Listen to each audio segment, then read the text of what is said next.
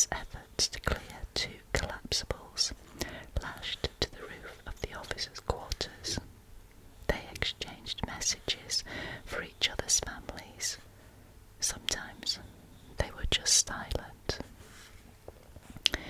Thayer thought of all the good times he had had, and of all the future pleasures he would never enjoy. He thought of his father and his mother, of his sisters and brother. He felt far away, as though he were looking on from some distant place. He felt very, very sorry for himself. Colonel Gracie, standing a little way off, felt curiously breathless. Later, he rather stuffily explained it was the feeling when Fox Forquebus has it, as frequently happened to the old Trojan hero of our school days.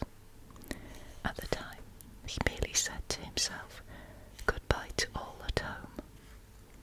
In the wireless shack, there was no time for either self-pity or Fox Forquebus Bassett. Phillips was still working the set, but the bow was very low. Bride stood by, watching people rummage the officers' quarters and the gym, looking for extra lifebelts. It was 2:05 when Captain Smith entered the shack for the last time.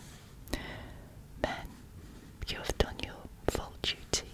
You can do no more. Abandon your cabin. Now it's every man for himself." Phillips looked up for a second, then bent over the set once more. Captain Smith tried again. "You look out for yourselves. I release you." A pause, then he added softly, "That's the way of it at this kind of time." Phillips went on working. Bride began to gather up their papers.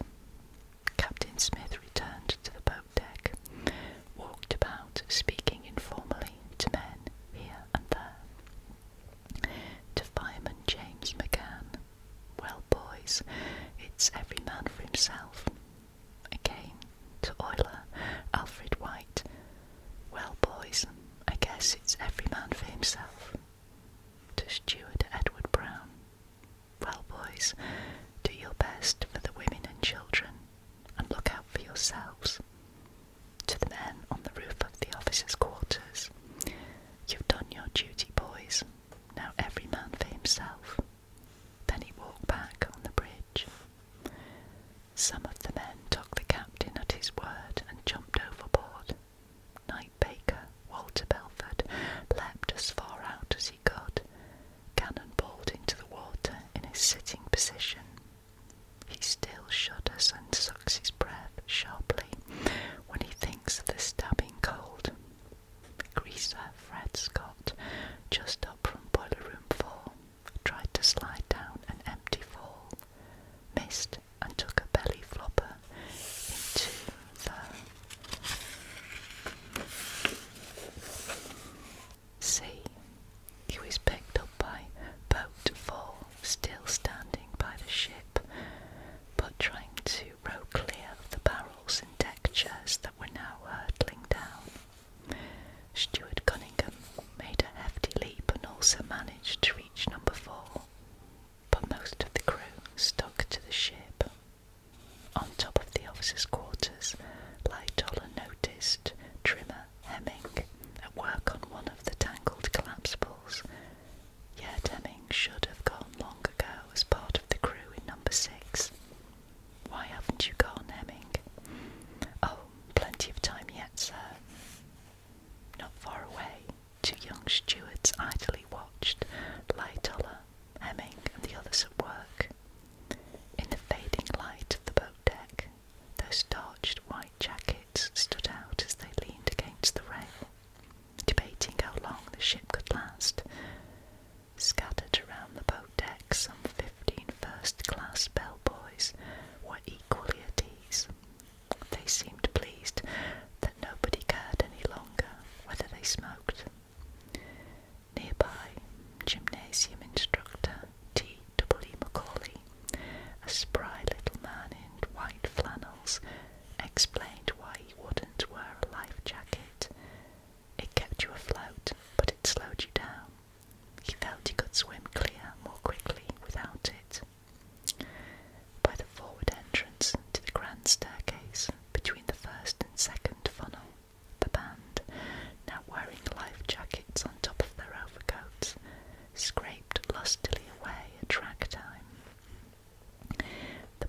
passengers were just as calm, although they too had their jumpers.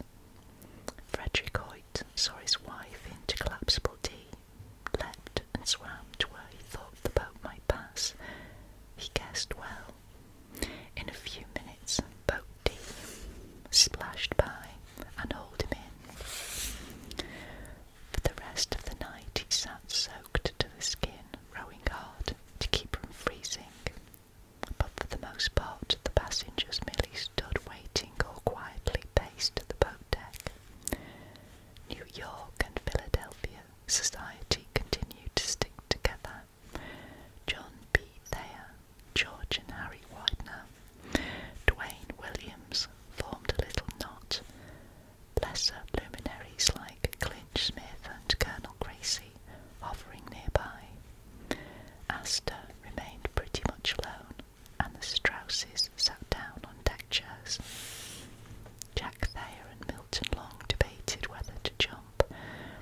The davit they were using as a gauge showed the Titanic was going much faster now. Thayer wanted to jump out, catch an empty lifeboat, fall, slide down, and swim out to the boat he could dimly see 500 or 600 yards away. He was a good swimmer. Long, not nearly as good, argued against it and persuaded Thayer not to try. Further forward, Colonel Gracie lent his penknife to the men struggling with the collapsibles, lashed to the officers' quarters. They were having a hard time, and Gracie wondered why. Some of the third-class passengers had now worked their way up to the boat deck, and others were drifting towards the gradually rising stern. The after poop deck, normally third-class space anyhow, was suddenly becoming attractive to all kinds of people. Olas Alpilseth was one of those who reached the boat deck. Most of the evening he had been all the way aft with his cousin, his brother-in-law, and the two Norwegian girls. With other steerage men and women, they aimlessly waited for someone to tell them what to do. Around 1:30, an officer opened the gate to first class and ordered the women to the boat deck. At 2, the men were allowed up too. Many now preferred to stay where they were. This would clearly be the last point, above water, but Abself, his cousin and brother-in-law, went up on the chance there was still a boat left. The last one was pulling away. So they just stood there, as worried about having been in first class as by the circumstances that had brought them there. Abel Seth watched the crew trying to free the collapsibles.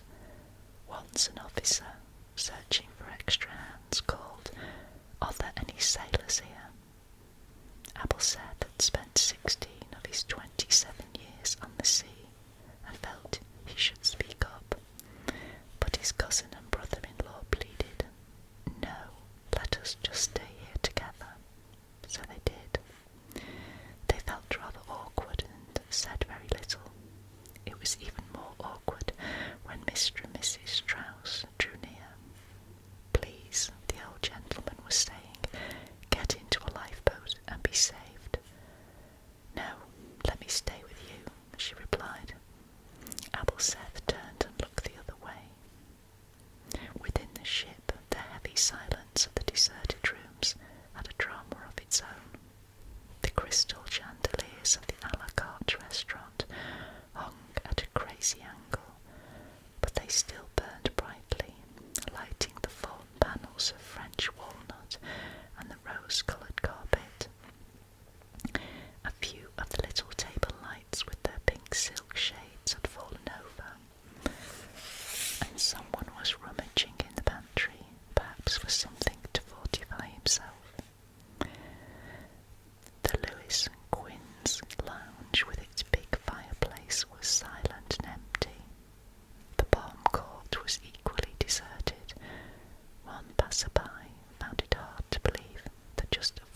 hours ago it was filled with exquisitely dressed ladies and gentlemen, sipping after-dinner coffee, listening to chamber music by the same men who would now play gay songs on the boat deck above.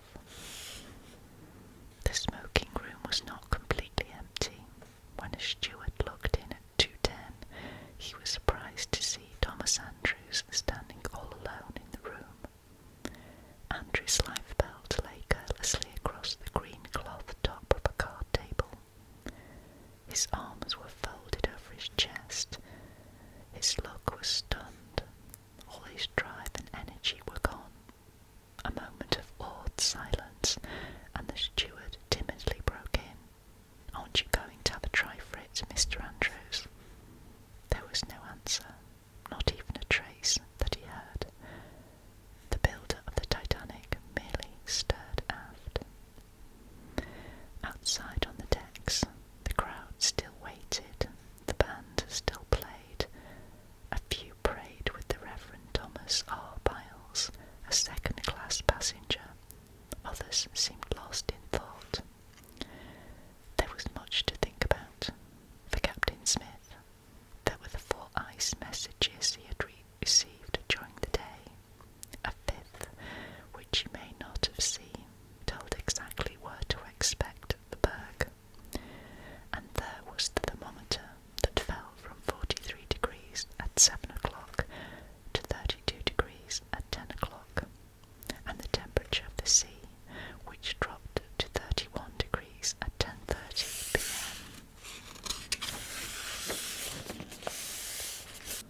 Wireless operator Jack Phillips could ponder over the 6th ice warning when the Californian broke in at 11 p.m. and Phillips told her to shut up. That one never even reached the bridge. George Q. Clifford of Boston had the rueful satisfaction of remembering that he took out $50,000 extra life insurance just before the trip. For Isidore Strauss, there was the irony of his will. A special paragraph urged Mrs. Strauss to be a little selfish. Don't always think only of others. Through the years, she had been so self-sacrificing that he especially wanted her to enjoy life after he was gone.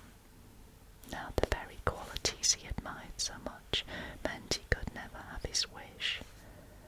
Little things, too, could return to haunt a person at a time like this. Edith Evans remembered a fortune-teller who once told her to beware of the water. William T. Stead was nagged by a dream about somebody throwing cats out of a top-story window. Charles Hayes had prophesied just a few hours earlier that the time would soon come for the greatest and most appalling of all disasters at sea. 2 men perhaps wondered why they were there at all. Archie Butt hadn't wanted to go aboard, but he needed a rest, and Frank Millet had badgered President Taft into sending Butt with a message to the Pope. Official business, but spring in Rome too. Chief Officer Wilde didn't plan to be on board either. He was regularly on the Olympic, but the White Star Line transferred him at the last minute for this one voyage. They thought his experience would be useful in breaking in the new ship. Wilde had considered it a lucky development. In the wireless shack, Philip struggled to keep the set going. At 2:10, he sounded 2 V's, heard faintly by the Virginian. As he tried to adjust the spark for better results, Pride made a last inspection tour. He returned to find that a fainting lady had been carried into the shack.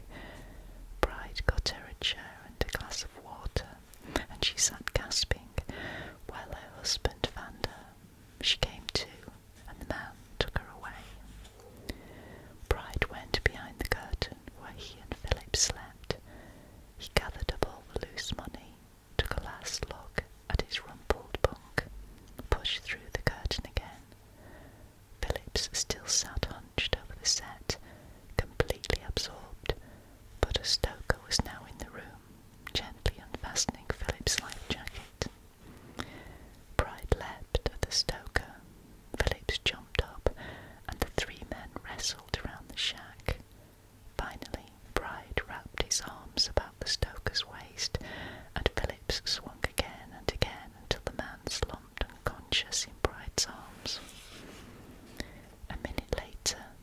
the sea gurgling up the A-deck companionway and washing over the bridge, Phillips cried, "Come on, let's clear out."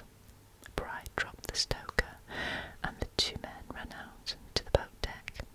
The stoker lay still where he fell. Phillips disappeared aft. Bride walked forward and joined the men on the roof of the officers' quarters, who were trying to free collapsibles A and B. It was a ridiculous place to stow boats, especially when there were only 20 for 2,207 people.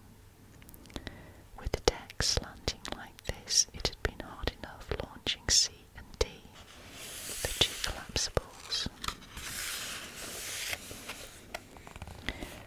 Stowed right beside the forward davits, it was impossible to do much with A and B.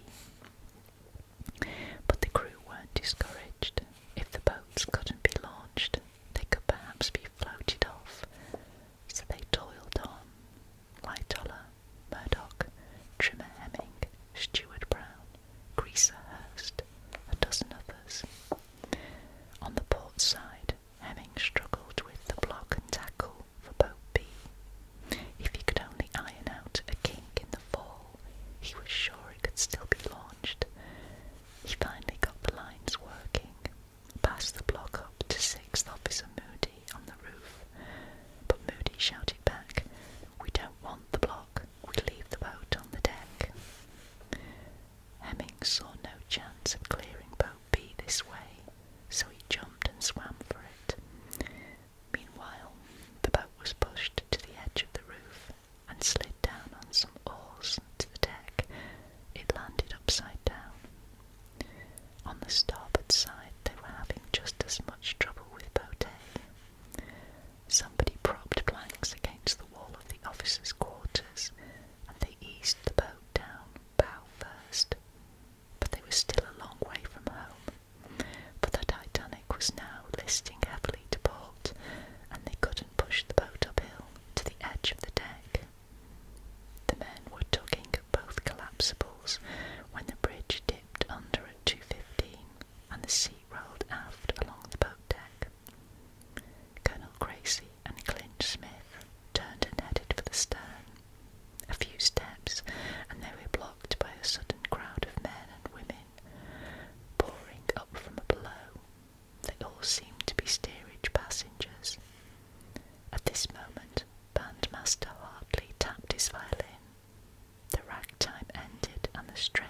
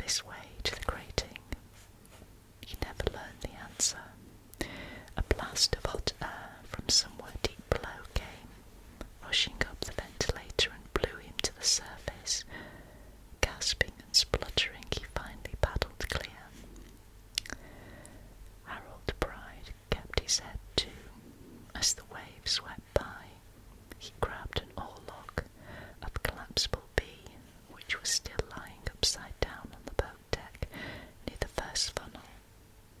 The boat, Bride, and a dozen others were washed off together. The collapsible was still upside down, and Bride found himself struggling underneath it. Colonel Gracie was not as sea-wise. He stayed in the crowd and jumped with the wave. It was almost like Newport. Rising on the crest, he caught the bottom rung of the iron railing on the roof of the officers' quarters. He hauled himself up and lay on his stomach right at the base of the second funnel. Before he could rise, the roof too had dipped under. Gracie found himself spinning round and round in a whirlpool of water. He tried to cling to the railing, then realised this was pulling him down deeper. With a mighty kick, he pushed himself free and swam clear of the ship, far below the surface.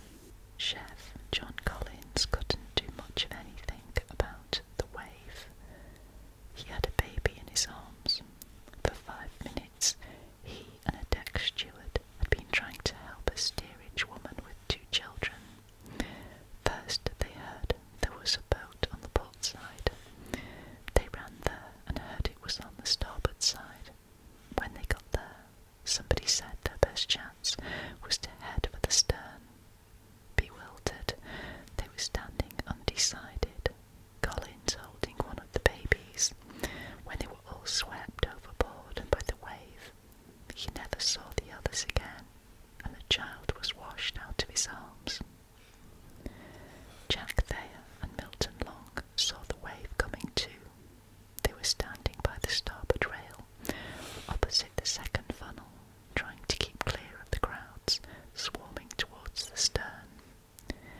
Instead of making for a higher point, they felt the time had come to jump and swim for it. They shook hands and wished each other luck. Long put his legs over the rail, while Thayer straddled it and began unbuttoning his overcoat. Long, hanging over the side and holding the rail with his hands, looked up at Thayer and asked, "You're coming, boy?" "Go ahead. I'll be right with you," Thayer reassured him. Long slid down, facing the ship. 10 seconds later, Thayer swung his other leg over the rail and sat facing out.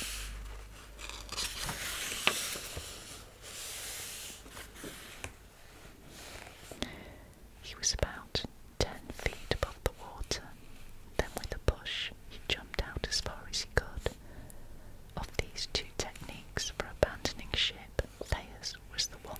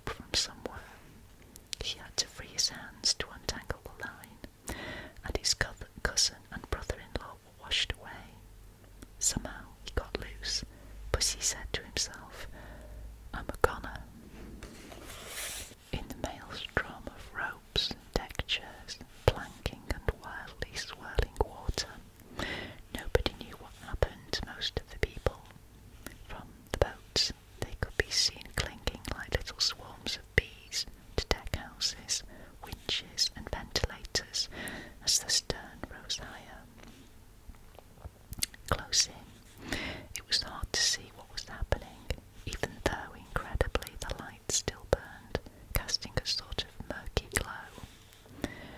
In the stories told later, Archie Butt had a dozen different endings, all gallant, non-verified.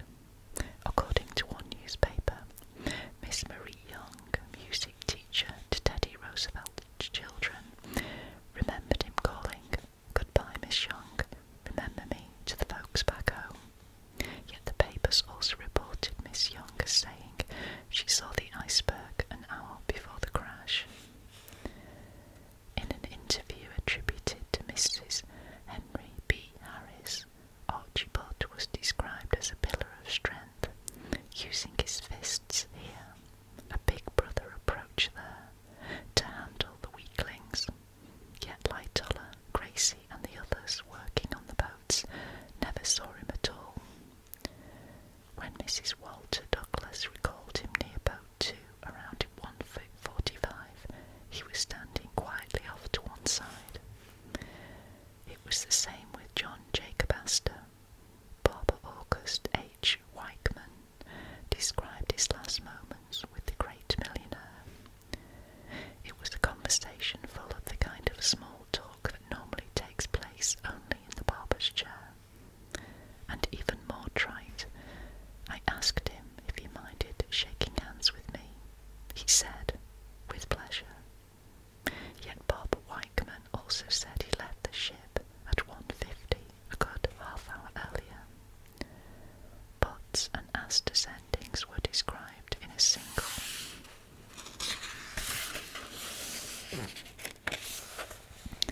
story attributed to Washington Dodge, the San Francisco assessor. They went down standing on the bridge, side by side. I could not mistake them. The papers had him saying, yet Dr. Dodge was in boat 13, a good half-mile away. Nor did anyone really know what happened to Captain Smith. People later said he shot himself, but there's not a shred of evidence. Just before the end, Stewart Edward Brown saw him walk onto the bridge, still holding his megaphone. A minute later, Trimmer Hemmings wandered onto the bridge and found it empty. After the Titanic sank, fireman Harry Sr. saw him in the water, holding a child. Pieced together, this picture, far more than suicide, fits the kind of fighter who once said, "In a way, a certain amount of wonder never leaves me, especially as I observe from the bridge a vessel plunging up and down in the trough of the sea, fighting her way through and over great waves. A man never outgrows that." Seen and unseen, the great and the unknown tumbled together in a writhing heap as the bow plunged deeper and the stern rose higher. The strains of autumn were buried in a jumble of falling musicians and instruments. The lights went out, flashed on again, went out for good. A single kerosene lantern still flickered high in the aftermast. The muffled thuds and tinkle of breaking glass grew louder. A steady roar thundered across the water as everything movable broke loose. There has never been a mixture like it. 29 boilers, the jewelled copy of the Rubaiyat, 800 cases of shelled walnuts, 15,000 bottles of ale and stout, huge anchor chains, each link weighed 175 pounds, 30 cases of golf clubs and tennis rackets for A.G. Spaulding, Eleanor Widener's trousseau, tons of coal, Major Pouchon's tin box, 30,000 fresh eggs, dozens of potted palms, 5 grand pianos, a little mantel clock in B38, the massive silver duck press, and still it grew. Tumbling trellises, ivy pots and wicker chairs in the cafe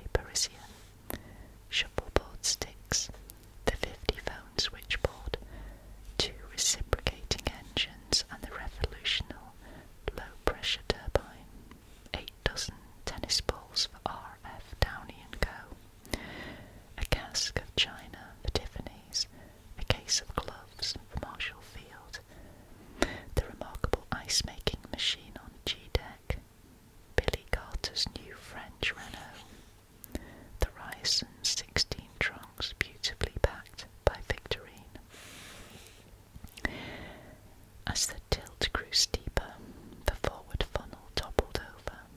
It struck the water on the starboard side with a shower of sparks and a crash, heard above the general uproar.